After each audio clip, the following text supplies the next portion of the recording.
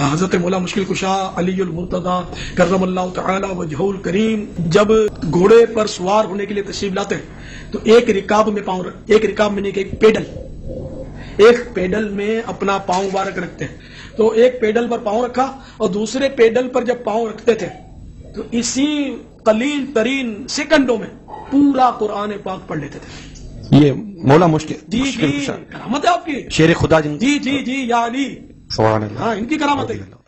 مولا علی علیہ السلام کے بارے میں کہا جاتا ہے کہ وہ گھوڑے کی ایک رکاب میں پاؤں رکھتے تو قرآن شروع کرتے، دوسری رکاب تک پاؤں لے کر جاتے، قرآن کی تلاوت مکمل کر لیتے ہوں گے، 3 دفعہ سورہ اخلاص پڑھتے ہوں گے۔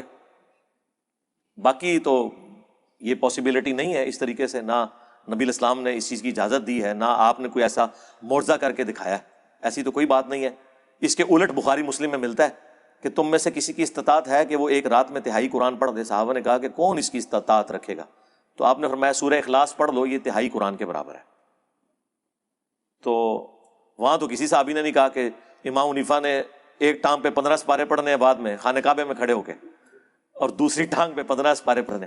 امت کے اندر بڑے عابد جو چند گزرے ہیں ان میں سے امام حنیفہ رحمہ اللہ تعالیٰ ہیں، زندگی میں 55 حج کیے اس شخص نے، اور ایک حج کے موقع پر وہ خانہ کعبہ کے متولی کے پاس گئے جس کے ہاتھ میں چابی ہوتی ہے شیبی خاندان کے۔ کہنے لگا میری درخواست یہ ہے اگر آپ اجازت دیں تو میں کعبے کے اندر جانا چاہتا ہوں۔ اسے تالا کھول دیا۔ امام حنیفہ رحمہ اللہ تعالیٰ اندر چلے گئے، ایک ٹانگ اوپر اٹھا کر کے قرآن کریم کی تلاوت شروع کی، آدھا قرآن پڑھا، ایک ٹانگ پر کھڑے ہو گئے۔ اس کے بعد پھر دوسری رکوع کیا، پھر دوسری ٹانگ نیچے رکھی، پھر ایک ٹانگ اوپر اٹھا کر کے پھر آدھا قرآن کریم پڑھا، اور سلام پھیرنے بعد کہا یا اللہ اور کچھ نہیں چاہتا ہوں، صرف مجھے معاف کر دیجیے۔ فرماتے ہیں 15 سال میں نے اس طرح گزارے، عشاء کی نماز کے بعد اپنے حجرے میں جاتا، کھونٹی ایک گاڑی ہوئی تھی دیوار میں، کچھ بھی سمجھ لیں ہک لگایا ہوا، اس کو پکڑ لیتا اور ایک ٹانگ اٹھا لیتا، بسم اللہ الرحمن الرحیم سورہ فاتحہ سے قرآن پڑھنا شروع کرتا، اور اٹھائی ہوئی ٹانگ زمین پر اس وقت رکھتا تھا جب پورا قرآن ختم کر لیتا تھا۔ اچھا مجھے نہیں سمجھ آتی یہ ایک ٹانگ اور دوسری ٹانگ کا ذکر کیوں کرتے ہیں؟ مطلب کوئی ان کو کوئی کرتب باز، کوئی جگلر بنانے کی کوشش کرتے ہیں؟ نبی علیہ السلام نے کبھی ایک ٹانگ کے اوپر ایک نماز اور دوسری ٹانگ پہ دوسری نماز پڑھی ہے؟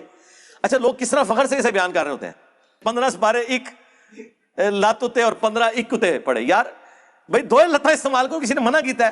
لیکن میں آپ کو بتاؤں کہ ایسی باتوں کرامت بولتے ہیں، اس میں زیادہ تھکنے کے چانس ہیں۔ آپ ایک ٹانگ کے اوپر اگر 15 سپارے پڑھیں، بلکہ جو بیان کر رہے ہیں نا انہیں کہ آپ سے ہم سپارے نہیں ڈیمانڈ کرتے، یہ ایک سپارہ پڑھنے میں آدھا گھنٹہ لگتا ہے، تو 15 پارے آلموسٹ 7.5 گھنٹے بنے، 7 گھنٹے تو